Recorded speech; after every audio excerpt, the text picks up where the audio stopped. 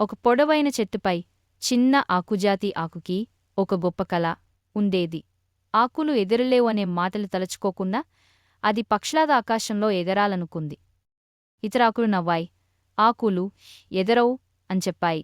వాటిని గాలిలో తుడిచిపడేస్తారు. కాని ఆ చిన్న ఆకుకు తన కలపై నమ్మకం ఉండేది. కాలం గడిచింది. ఒకరోజు అకస్మాత్తుగా గాలి బలంగా వీసింది. ఆ చిన్న ఆకు తన కొమ్మను వదిలేసింది. అది పైకి ఎగిరింది. చెట్టును మించి వెలుతురులో తిరుగుతూ గాలిలో నాట్యం చేస్తూ. కొన్ని క్షణాల పాటు అది నిజంగానే ఎగిరింది. తరువాత నెమ్మదిగా కిందకి జారింది. ఓ మృదువైన గడ్డి మీద ఉరుగా పడింది. అది హర్షంతో ముసిలిపడి నవ్వినట్టయింది. ఎందుకంటే అది తన కలను జీవించింది. నీతి: చిన్న కళ్ళే పెద్ద ప్రయాణాలకు దారితీస్తాయి. ప్రయత్నించడం మంచిదే. ఎప్పటికైనా కొమ్మను వదిలేయాల్సిందే కదా.